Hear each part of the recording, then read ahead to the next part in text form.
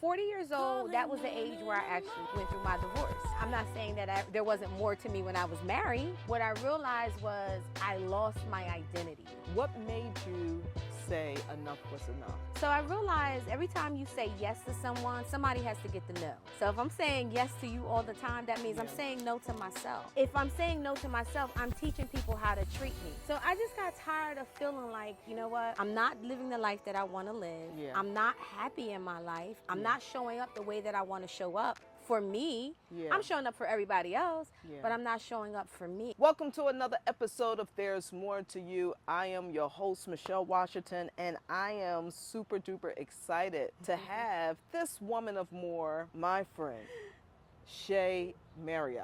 What's up, Michelle? Welcome to the show. So tell us who you are. So I'm Shea Myrick. I'm a licensed therapist. I work with women of color. But I also do a lot of work with men surrounding depression. Yeah. Okay. Here in the state of Delaware. In Delaware? Yeah. Anything else? About me? Yeah. I'm a woman of more. Oh, come on. I was waiting. I was like, she better get this one. She better get that. More. Hey, come on, Shay. See now, this is really going to be a good conversation, because if you didn't say that, I was going to wrap this thing up. Yeah, we done. So, Shay, the whole vision of this show is to remind people that they're more than anything that they've been through. Yes.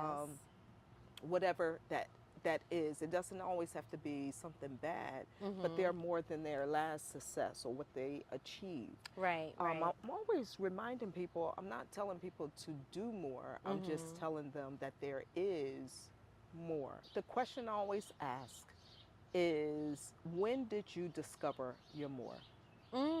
Good question. I discovered my more probably around 40. Okay, that's good, Shay. It was around 40, yeah. That's when I gave up pleasing people. Oh, nice. And I gave up worrying about what people thought of me. Yeah. And I leaned more into who am I, my purpose, and what God has created me to be, right?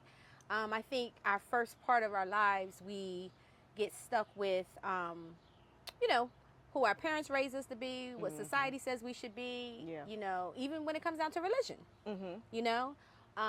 So 40 years old, that was the age where I actually went through my divorce.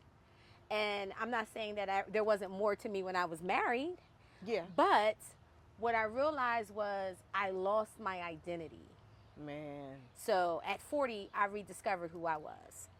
Why is it, and I'm so glad you said that, because I did the same thing. Why is it that we lose who we are when we get married? Because this is the thing, and I don't know, but it appears to me that men continue to be who they are. Exactly.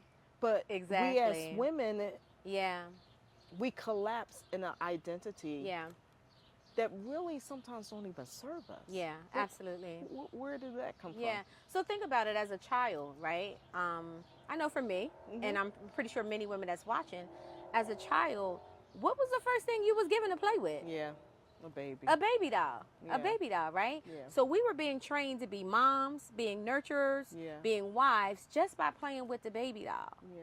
Meanwhile, the boys is over there crashing trucks, have their little action figures and, wrestling and all of that. So boys was not being trained to be husbands and fathers at that age. Yeah. Little girls, we were being trained to do that. So it was pretty much, it's in our DNA. So wait a minute, Shay, would you say because of that, some of us was raised to become somebody different? It was like we were, I don't know how to explain it, but it seemed like we are who we are, but the baby, the easy bake oven, all of that was creating a new identity for us. We wasn't even solidified in our own identity. Exactly. Come on, Shay. Exactly. That is exactly. I just thought of that. This is what you're supposed to be doing. This is what you're supposed, all of this. And this is why now you see, like sometimes I see clients come in around 30s, mid-30s, and they're worried about, especially if they don't have children, about having a child, because the time frame of how everything was supposed to be. Right? So it's just like, oh, I'm supposed to be doing this. I'm not married yet. And I'm like, to whose standards? Right? That's society. That's what society says. You're supposed to be. You're supposed to have a children, have a child, be married, have the house, pick a white fence, and all of that. But what if you don't even want to get married? What if you don't want to have kids? Shea, when you said you found your more at 40, you stopped being a people pleaser. And by knowing you, you really, if you don't want to do it, you're not going to do it. I know that about you. Now, Now, what made you say enough was enough in regards to being that people pleaser? So I realized every time you say yes to someone, somebody has to get the no. So if I'm saying yes to you all the time, that means I'm saying no to myself, right? And then if I'm saying no to myself, I'm teaching people how to treat me, right? We teach people how to treat us, right? So I just got tired of feeling like, you know what? I'm not living the life that I want to live. I'm not happy in my life. I'm not showing up the way that I want to show up for me. I'm showing up for everybody else, but I'm not showing up for me, you know? And at 40, I don't know what it was about that. It just was a switch. You know, it was a switch. And for me, it was at 40. And I rediscovered who I was. My self-esteem got better. My confidence got better. Sure. You know, my relationship with God got stronger. Right? And probably for the first time in my life, I showed up for me. You know? And I was able to be authentic with that. And not be who people wanted me to be. What steps or what did it look like for you to regain who you were? I had to strip down and I had to strip down and really get naked and really identify the things that I didn't like about myself or the things that I didn't like about the behavior. You know, I tell people all the time, and a lot of people don't believe this, I was a very insecure person. I was a very insecure person, probably in my 20s. You know, very insecure. I would say leading up to my 20s. I was also in a business where then everything was looked at. Your looks, you know, your age, your size, you know, all of that. And I'm speaking of the music industry, right? So all of that, so that caused me, if I didn't look a certain way, if I, you know, became a little bit too heavy or a little bit too small, all of that was looked at. You know what I'm saying? So when you have all of that going on, it's just like, okay, I don't know who I am. I don't know what I should look like. I don't know who I should be. So I had to let go of all of that. I had to strip that and be naked really with myself. And when I say get naked, I literally got naked in front of the mirror. Tell me about the exercise. No, tell me about the exercise you had to do, because that might be good for other people. I had to get naked in front of the mirror and really say, what is it that I don't like about myself? Right? What is it that I love about myself? Right? And I remember I thought that my thighs were too... It was what? I thought my thighs were too big. Right? I'm being honest with you. It was this thing where I was just like, oh my God, your thighs are too big. You know what I'm saying? And this was when? What age? This was probably in my late 30s. Oh, wow. Yeah, probably in my late 30s. I was just like, your thighs is too big. Like, you know, you need to change this, you need to change that. And then I'm just like, I have to fall in love with what God made me to be. I had to fall in love with myself, you know? So I did that. I will work out.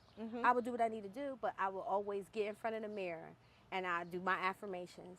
You know, girl, your thighs them thick thighs, you know, you look good today, you know, embrace all of that. Absolutely. You know, because those thighs is carrying your back, it's carrying the rest of your body. You know what I'm saying? Think about the things that we complain about, right? That we don't like about ourselves, but it's carrying you through the world every day. So and that makes us unique. I was even thinking about, you know, how God made us. Like no one is the same. Our fingerprints are different. And I was just actually praying this. I was thinking, God, I said, God, thank you for the height that you chose for me. Thank you for the hair texture. The everything, because that helps me also being okay with who I am. Absolutely. And like you said, you start talking about the things that you do like. Yes. And I don't think we do that enough. We don't. Why is it sometimes our default is to think negative? Well, I think for many reasons. I think that it depends on what your experience was, right? I think trauma can cause you to think negative. Okay. How your parents spoke to you. Okay. You know, growing up, it's like a learned behavior. Mm-hmm. You don't come out as a child automatically thinking negative about yourself or the world. Those things are spoken into you. That's why it's important how you speak to yourself. Yeah. Right? Yeah. Most importantly, how you speak to yourself, but also how you allow others to speak to you. Mm-hmm. You know? Yeah. So all of those behaviors are learned behaviors. That's not something we naturally born to do. Mm-hmm. Yeah. Mm-hmm. So Shea, you found yourself at 40. Yeah, I did. You're now... I'm now what? I'm living my best life. How about that? You're living your best life. Yeah. At any point in your journey to where you are, do that 40-year-old or 39, 7-year-old woman try to come back into your life today? Honestly, no. Good. No, absolutely not. Absolutely not. Because I want to allow her. She's gone. Oh, that's she's gone. No, how do absolutely you know she's not. gone? Because I actually didn't think about that until you just said that question. You know what I'm saying? Like, no, not at all. That's good. No, Shea. if I have reflection, you know, I may reflect and say, wow, look how much I've grown, or like, look how I used to think versus to how I think now. Yeah. I may share it in conversation, but outside of that, behavior-wise, no. Okay. No, not at all. Because that happens to a lot of women. Absolutely. You know, we could see ourselves move from that place and we're gaining momentum, and then all of a sudden, out of nowhere, here comes maybe an old relationship. Right. Whether it's an intimate relationship or an old girlfriend that they used to be close to. And just because they came back, all those emotions and thoughts come up. Yeah. What would you say to those that are dealing with that? First of all, if you're on any type of healing journey, understand that it is a journey. Yeah. Healing is not a destination. You will constantly be healing from something. Yeah. Right? But we have to be careful because we may say that we're healed from certain things, and we are. Yeah. But you have to recognize when your old wounds is doing the choosing. Ooh, Shea. Yeah. Wait a minute now. That's so good. Yeah. You got to be mindful and careful when what? Your old wounds. Okay. Is doing the choosing for you. Okay. Tell me more. Right? Especially when it comes down to relationships. Yeah. Right? So we could, perfect example, you can take a woman that's healed, that's worked through her trauma and all of that, and place her in a room full of amazing men, all handsome, right? But they all have different status and backgrounds. She's going to lean more towards what her old wounds are comfortable with. So good, Shea. You know what I'm saying? So the good. man for her could be standing right there in front of her, waiting, ready. But she's going to go past him, and she's going to go to what feels familiar. So that is a good example of old wounds choosing. So we're saying that we healed. We're saying that we're going through this journey. We went through therapy, and, you know, I'm ready to start back dating. Yeah. But trust me, it may not be you, the healed you, that's choosing. It could be your old wounds. So you got to be careful with that. Well, how do we allow the new us or the healed us start choosing? What do we do? Because there are some that are still dealing with the wound. Yeah. You got to, I would say, do the opposite of what you would normally do. Even choosing, especially in with choosing. Yep. I know you've heard people say, why do I feels like I'm dating the same person over and over again? Yes. Well, that's why. That's why. Because the healed you is not choosing. So how do we switch? How do the heal us make the decision for us now? I think you have to, first of all, you can't change anything that you can't acknowledge or know that is happening. Yeah. You know what I'm saying? Yeah. So whatever it is that you would normally do, you know, pause. Like, pause, stop. Yeah. You don't have to say yes right away.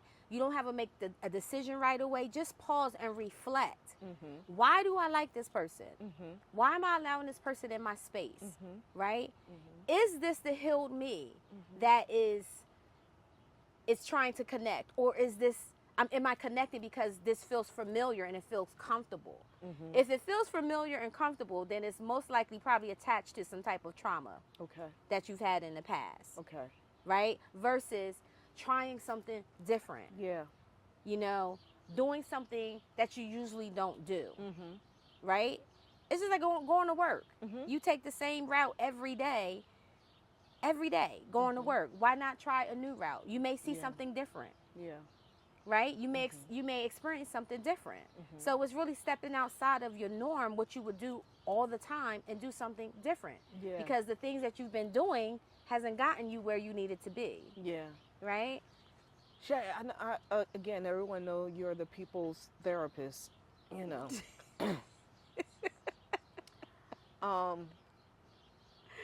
I know your heart is for people to be healed.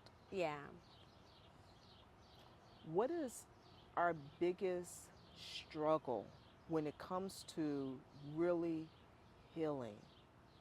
Because I'm sure you're given the concepts, you're given the information, you're teaching us the concepts in regards to the medical terms or the terminology. I'm not sure of the why people are who they are.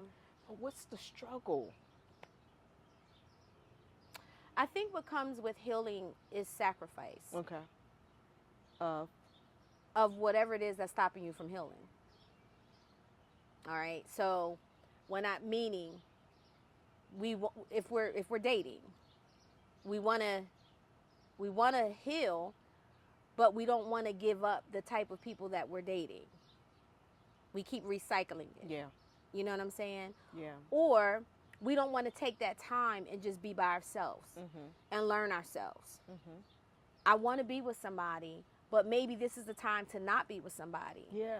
And just be with yourself. Yeah. You know what I'm saying? Yeah. So making that sacrifice just to get to know who you are. Why do, I'm going to just say women, I'm sure men go through this too, but why do women struggle with being by themselves, not for the sake of being alone, but to heal? Because it's a difference being lonely or being alone to heal. Because I'm thinking, especially, I don't know if you was like this when you got a divorce, getting with somebody new wasn't in my forefront. And I think it was because of maybe our situation was similar to a degree. Yeah. I wasn't trying to jump with someone right away. I needed time. Yeah. You know? Yeah, absolutely. Absolutely. Not all, but I think some are conditioned. And it goes back to what I said earlier. You're supposed to, you know, when you're growing up, you're supposed to, this is what you're supposed to do. Yeah. And this is the time frame you're supposed to do it in. And this is the age you're supposed to do it in, right? Absolutely. So we say, oh, you know, graduate high school, go to college, get your degree, find a husband. Well, what about finding a job after I get my degree? Yeah. What's the point of me getting a degree if I can't start my career? Right. So we miss all of that. Yeah. You know, it goes to get a husband, have a child, get a house, all of those things, right? So up to a certain point, it's just like we lose our identity. That's where we lose our identity at. We really never established it, Shea, to be honest with you. Shea. Yeah. You're right about that. We never established it. Because that's what I was saying earlier. If we're getting all these external things to prepare us for future things, right, then what about me? Exactly. This is why stories like me, stories like you, and other people, we don't really rediscover who we are until we go through some type of break, some type of crisis. Something has to be interrupted in order for us to say, hey, this is not the life that I want to live. This is not my happiness. Yeah. This is your happiness. This is what society said I should be doing. This is not what I feel I should be doing. Yeah.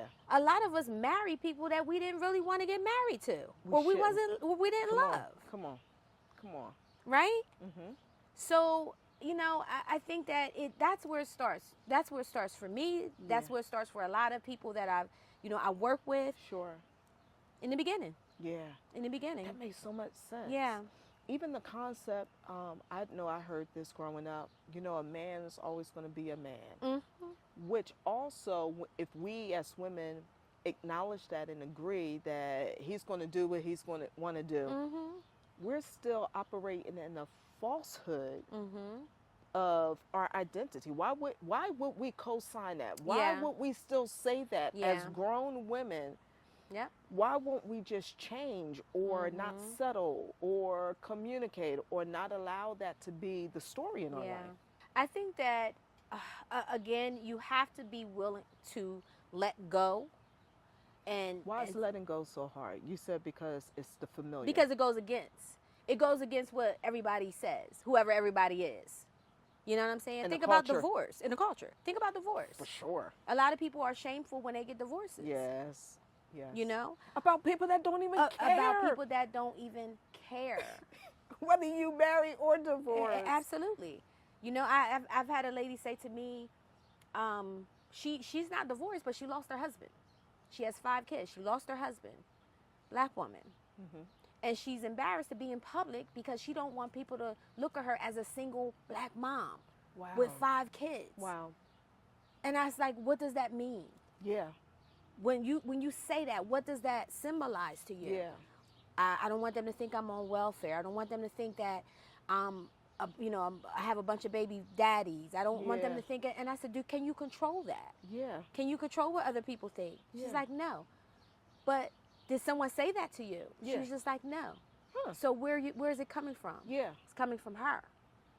What she thinks. Mm-hmm. When she sees a black woman with more than 2 kids, it's her own thoughts. Mm-hmm. So if I'm feeling like this and I'm thinking this way, clearly somebody is thinking that way about me when they see me, right? Mm-hmm. Yeah. It's pretty much what you're saying is that we project a lot of our issues, our wounds, not on other people. We do on other people, but it hits us first.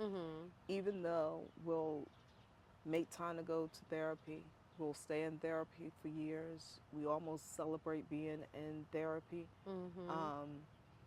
We go to church. Now we do. Yeah. We go to church. We say all the right things on social media to make it appear as if it's something that is not. Yeah. But we won't take the medicine to become better. It's almost like if I have a headache, I'm asking myself, am I dehydrated? Maybe I need to eat something. You go through the list of things. Right. But eventually, if it doesn't fade away, you're going to get an aspirin because you want the pain to go away. Yeah.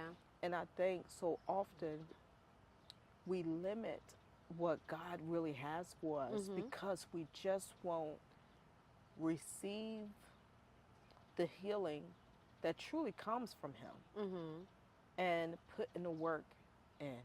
Because I was stuck in the place of feeling like this was just going to be my life. Yeah. Honestly. Why wouldn't I think this was going to be my life? I was living the life. And then when I got delivered from the environment, delivered from the relationship, I still wasn't feeling like myself. I still didn't feel like I had that identity right or fixed. But I realized I wasn't free. Yeah. I was delivered from the environment. I was delivered from all that stuff, but I wasn't free in my mind. Right. I wasn't free in my emotions. And that's why when you say that when we choose different things, we're choosing from the place that is still in bondage to the thing. Yeah. Yeah. And I really, with all of my heart, and I know this is your goal and desire too, for women to really be free so we could do what we need to do, so we could really live peacefully. Like when you tell me some of your stories, I know exactly why this environment here is so important to you. Mm-hmm. It is so important for everything. It seems like everything in your life is so like, can I talk? Yeah, absolutely. It's so absolutely. like, I don't even know the word. What would you call it? Easy. You have 10 million candles. I mean, it's just so calm and peaceful. Yeah. So I want to share something that I had to unlearn. Okay. There's a couple things that you said I want to make some points on, but I had to unlearn that happiness, in order for me to be happy, meant that I needed to be connected to someone. Number one, a man. I needed to have money. And I needed to reach a certain status. Okay. That's something that I had to unlearn. Okay. Right? Because that's what society says. Yeah. That's what happiness is. Yeah. You can create your own happiness. Happiness is not about money. It's not about whether you're married, whether you're in a relationship or not. Yeah. You need to be happy 100% before you even meet your husband. Yeah. Or meet your wife. Come on. You know what I'm saying? Yes. Anything outside of the happiness that you already have is an addition. It's an addition. It shouldn't be the complete. Yes. We have the habit of saying, "Oh, you complete me." No, you should be completed before you meet that person. Come on, Shay. Right? Because here's what happens. If you're depending on somebody to make you happy, and that person comes, and y'all are doing it, y'all happy, what happens when he leaves? He takes your happiness with him. Right? And that's only because you didn't realize that everything that you needed was inside of you. Yeah. You want to be happy, you can create that for yourself. Yeah. You know, and that's not a dig about, you know, you shouldn't be in a relationship or anything like that. Right. But you shouldn't go into a relationship looking for happiness. Right. You should already have that within yourself. Yeah. You know? So for me, I had to figure out what makes Shea feel good. Yeah. Where do I find peace at? What gives me peace? You know, I love water, right? I love the sun. I like being outdoors. And when I say I love water, I like to hear the sound of water. That relaxes me. Yes. You know, I love candles. Yes. So I put that in my environment. I put those things in my environment, in my home, in my backyard, because I need to decompress. When I'm coming out of my sessions and I'm dealing with everybody's life, I need to come back here and be able to just relax, talk to God, restore myself, because I got to show up tomorrow for other people. Yeah. You know what I'm saying? Yeah. So it's very important. And once I learn how to create my own happiness and my peace, I protect it. And you know that. Yeah. I protect it. Yeah. I will go to battle to protect my peace Yeah. because that's important to me. So it doesn't take a bunch of money to make you happy. It doesn't take you to reach a certain status to be happy. It takes you strengthening your relationship with God, knowing who you are on your healing journey, and be flexible. Yeah. Understand that, guess what? Just as much as you're going to have things that go well in life, you're going to have things that go wrong. But those things are not here to break you. They're here to help you move to the next level that God has for you. Yeah. You know what I'm saying? Yeah. It's building muscle. Yeah. Yeah. Shay, you said so much in that. You said so much. You know what I like about you when you said that you're serious about your peace. Yes. You don't play with it. But the thing that I love about that is you don't come across as you're not going to disturb my peace. Right. It's just part of your life. Yeah. And I think sometimes we operate from the attitude of I'm setting my boundaries. Oh, you're not going to cross my boundaries. I'm clear. It's like it's like okay, like if you have boundaries, you have boundaries. You don't have to be you don't have to put the stink on it. If it is what it is, then that's what it is, and Absolutely. you just do what you do. Yeah. And I often play with you at times, like you set your home up in a way that you never have to leave. Yeah. And you do it on purpose. I do it on purpose. Because of the demand on your life. Yeah. And one thing that I do appreciate, friend, is that because you give out so much on a daily basis, and when you give out, it's not like you just taking somebody to the candy store. Right. You're really dealing with some serious stuff right. from multiple people. You take the time to pour into yourself. And it's not even secondary. It is your main thing. Yeah. And I desire for women to do that, pouring as much as you pour out, you pour it into yourself. What are 3 things that we can do as women to make pouring in a priority or our default? Okay, so I want to answer those questions for you. I want to tell you why, though. Go ahead. So when we go through trauma, it interrupts our nervous system. Okay? So this is why it's important, because although you may be healed from your trauma, whatever that trauma is, your brain does not forget. It's a footprint. It's a footprint. So think about PTSD, which we know to be, all these years, it was a war, people in the military and stuff like that. But PTSD, anyone can have PTSD, right? You can go through your own healing, you can go through therapy and stuff like that, but your body keeps the score. Your body does not forget certain things. So it's important to create certain environments for yourself, especially if you have been through trauma. So your nervous system can learn to relax. That's what it's about. When trauma or something agitates that. Period.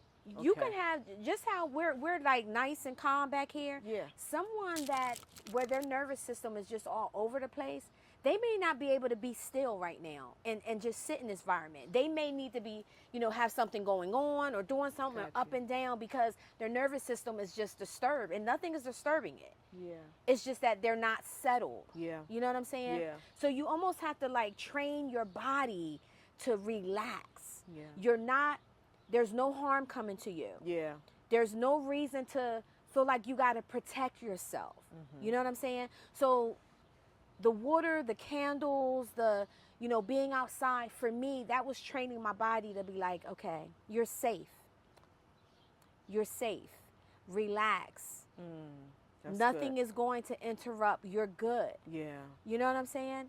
So I want to explain that first, because we don't realize. People say, I'm so anxious. If I get lost, or if I'm driving, I don't know the directions of something, or if somebody that's very controlling over things, their nervous system is not settled. They have to be a part of it. They have to have their hands on it, because if I don't, then it's going to go wrong. You understand? Yeah. So your question was, what can we do? 3 things that we can do to be able to, create? Create what? An environment that's... Yeah, I think that's what I said. That's what I'm sorry, friend. But actually, I'm glad you went that way. Yeah. Because that explains different things. You took it to another level in regards to why we don't have that peace, or we're not calm. But give us 3 things that we could do to have that peace. I think that's what it was. So I think first is start to practice mindfulness. Okay. And that's just being in the moment. Okay. That's paying attention to, as we were just sitting here talking, I saw a bird just fly past, right? I'm still in the moment, but I also realized a bird just passed us. Yeah. Right? Now, me getting up to go see where that bird went and all of that, now I'm losing it, right? But if I'm staying here in the moment and I'm talking to you, but I just acknowledge a bird just went past me, I'm still being mindful. Yeah. I'm still being present. Yeah. Right? Yeah. Not being mindful is us having this conversation, and I'm sitting here wondering, what am I going to cook for dinner? Oh, you know what? I got an early session in the morning. Yeah. I'm ahead instead of just being present and enjoying where we are. For sure. So we have to learn how to be mindful, and we're not living in a society that supports mindfulness because there's social media. Right. I gotta email somebody. I gotta text. I gotta do all of these things, right? So again, being mindful. The other thing is learn how to unplug. And when I say unplug, you know, my phone stays on D&D. It stays on Do Not Disturb. And I'm okay with that. I am perfectly okay with that. That's why I don't, go ahead. Go ahead. Because that's what I need for myself, right? So we have to learn how to unplug. Sometimes we spend too much time on social media. Yeah. And when we do that, we find ourselves comparing ourselves to other people, right? Thinking that, you know what? I'm not where I need to be. Why? Because you see someone that just opened up a new business. Well, you don't know what that person's journey was. You don't know what they had to go through to get to what they're doing. That's right. You just see the finish line. You just see the finish line, you know? So learning to unplug and to really just sit with yourself. The other one, let me see, what would be a good one? I'm always going to tell you, go to therapy. I'm always going to tell you to go to therapy. Seriously. And therapy can be in different ways. It doesn't have to be a mental health therapist. You can go to therapy at your church. If that's what you want to do. You can seek counsel at your church. But speak to someone. Yeah. Speak to someone because it is helpful. And you want it to be someone that is not going to be judgmental. Yeah. Yeah. You know, and they're not going to tell you what you need to do, but they're there to listen and they're guiding you. Yeah. So Shea, when it comes to women, and we often have those conversations about where we are as women, are we getting better? I think so. Okay. I do. I do think we are. I think we're getting better, but at the same time, maybe we getting a little bit too better. What does that mean? If we are, we are. We are getting better. Okay. But I think we have to not. We have to not think that we don't need, right? When I say that, meaning right now we have a lot of power from women. Women are doing the darn thing. We are showing up in places. We are running things. We are doing our thing. For sure. But at the same time, some, not all, feel that because of that, and they are capable. I feel like we're just realizing we're capable. Isn't that something? Of doing, like we've always been capable. Always. That's why always. I dislike it when we claim a year as this is the year of the woman. Right. It's always our year. Yes. Absolutely. I would say we have to still understand that everybody needs someone. Yeah. You may be capable of doing it. You may be able to do it, sis. You got it. But it's okay to ask for help. It's okay to not be okay. Yeah. You know what I'm saying? It's okay to have imperfections. It's okay. I don't want to say to fail because I don't consider anything to be a failure unless you just don't try. Yeah. That's your failure. Yeah.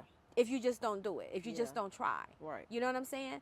But even if you go after something and it didn't work out, it's not a failure because within that was an experience and it taught you something. Yeah. Right? So I think that part of it, like, yes, we're doing the darn thing and, you know, we're making, you know, moves and all of these things. However, it's okay to still walk in our femininity as well. We don't have to be hard while we're doing these things. So let's pause there because tell me what's your definition of being feminine?